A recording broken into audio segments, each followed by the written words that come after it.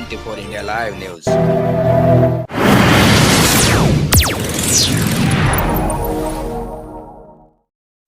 24 India live न्यूजमध्ये आपलं स्वागत आहे. बघा आजची खास खबर. शेअर करा, सबस्क्राइब करा, लाईक करा, कमेंट करा. धन्यवाद. अब जब ईवीएम कंप्यूटर है तो इट इज नेसेसरी कि ईवीएम से संबंधित सारे लाइसेंस है, सारे सर्टिफिकेशंस, सारे एग्रीमेंट्स और सारे जो सेफ्टी प्रोसीजर्स जो गवर्नमेंट ऑफ इंडिया या सेंट्रल गवर्नमेंट की है उसको जो है वो कंप्लाई किया जाना चाहिए. ऐसा कोई सर्टिफिकेट, कोई लाइसेंस, कोई एग्रीमेंट, कोई सेफ्टी प्रोसीजर्स के प्रोटोकॉल्स ये on record election Commission of India के पास नहीं है. मैं बड़े जवाबदारी से कह रहा हूं, you can take it on record and I am ready to face a contempt. If Election Commission of India wants to file a contempt, I am ready to face a contempt. I am saying that EVM is illegal under these two laws. Basically, the cyber law, I am showing this book to you. Second is the election law. ये दो books मैं आपको बता रहा हूँ और ये दो बुक्स के प्रोविजंस के तहत इंडिया में ईवीएम आज भी इलीगल है. इलेक्शन कमीशन ऑफ इंडिया के पास एक भी सर्टिफिकेशन नहीं है. इसका सॉफ्टवेयर कोड टैम्पर हो सकता है, मैनिपुलेट हो सकता है या नहीं हो सकता है, इसका सर्टिफिकेशन नहीं है. जो डेटा हमारे वोट का इसमें स्टोर होगा वो मैनिपुलेट होगा या नहीं होगा, वो कंटामिनेटेड होगा या नहीं होगा, इसका कोई सर्टिफिकेशन इलेक्शन कमीशन के पास नहीं है. जो भारत इलेक्ट्रॉनिक्स लिमिटेड जो मिनिस्ट्री ऑफ डिफेंस के अंदर में पीएसयू आता है जिसमें लगभग 52% केवल गवर्नमेंट का शेयर है, सेक्टर्स जो है वो बीजेपी से बता देता. बट ये लोकसभा चुनाव को एडजस्ट कराने के लिए हम लीगल स्टेप उठा रहे हैं. ये हमारा कॉन्स्टिट्यूशनल राइट है, ये हमारा डेमोक्रेटिक राइट है.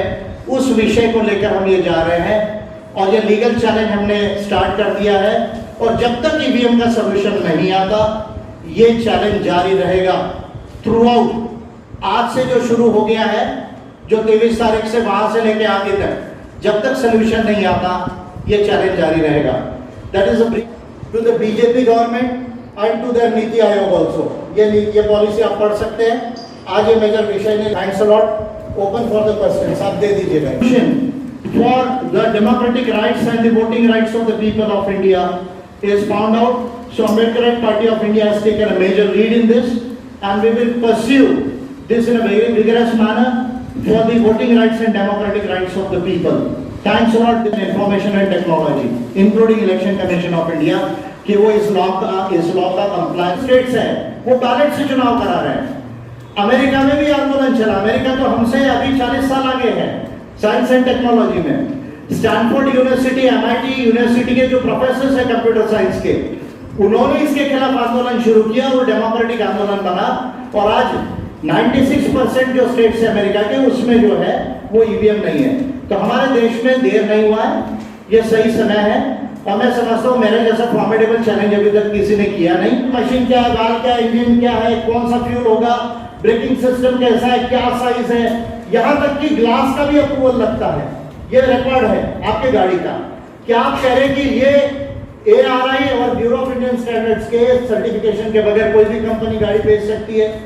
क्या बगैर आरटीओ के लाइसेंस के हम गाड़ी चला सकते हैं? ठीक उसी तरह ईवीएम के जब लाइसेंसेस ही नहीं है, सर्टिफिकेशन ही नहीं है, डॉक्यूमेंट्स ही नहीं है, एग्रीमेंट्स ही नहीं है, तो उसमें चुनाव कराना टोटली इलीगल है.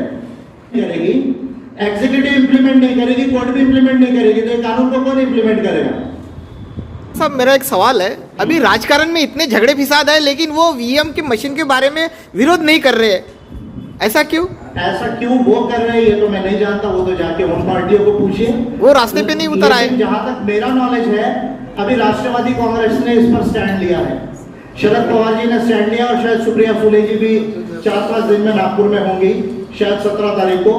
तो एक मेजर पार्टी महाराष्ट्र की उन्होंने स्टैंड लिया. और जहां तक इंडिया अलायंस है तो इंडिया अलायंस जिस भी फॉर्म में हो, लेकिन उन्होंने सारी पार्टीज ने मिलकर भी एक letter Election Commission of India को लिखा है. तो पार्टी स्टैंड नहीं ले रही ऐसा नहीं है, लेकिन उनको स्टैंड कैसा लेना है वो उनको समझना चाहिए। नहीं समझ सकते तो 543 सीटें मैं देता हूं पूरे इंडिया में, मेरे पार्टी से खड़े हो जाओ और मैं आपको चैलेंज करता हूं ये इलेक्शन को ईवीएम से ठीक तरीके से मैं जो है होने नहीं दूंगा लीगली। ओपन ऑफर है सारे पार्टी के लोगों को, अपनी अपनी पार्टी छोड़ो, एपीआई से 543 सीट पे खड़े हो जाओ और चाहे आप चुन के आ जाओ या चुन के मत आओ, लेकिन ईवीएम के चुनाव को हम चैलेंज करेंगे। ये नहीं कि चुन के आ गए बोले नहीं सब ठीक था, चुन के नहीं आए तो बोले कि नहीं ये हैकिंग थी ऐसा हो गया, ऐसा नहीं होता है।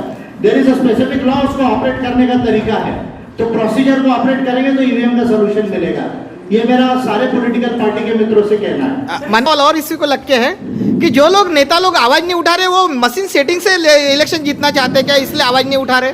देखिए बेसिकली तो मैं हिस्ट्री में ज्यादा जाना ठीक नहीं, लेकिन कांग्रेस ने इसको लाया, तो जब कांग्रेस ने लाया तो कांग्रेस तो इसमें पहली बेनिफिशियरी रही है और उसके बाद बीजेपी ने उसी सिस्टम को जो है उनसे टेक ओवर कर लिया, क्योंकि बीजेपी ज्यादा फास्ट है टेक ओवर करने में उनसे।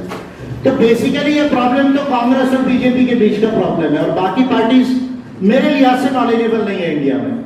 I am giving a very responsible statement कि उनको ना तो साइंस टेक्नोलॉजी का नॉलेज है, ना इंटरनेशनल लॉ का नॉलेज है, ना ह्यूमन राइट्स का नॉलेज है, ना कॉन्स्टिट्यूशन का नॉलेज है, ना लॉ का नॉलेज, ना पॉलिसीज का नॉलेज है।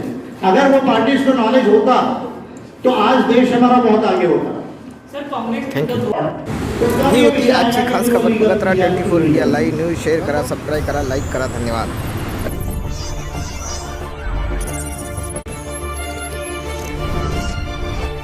24 India Live News.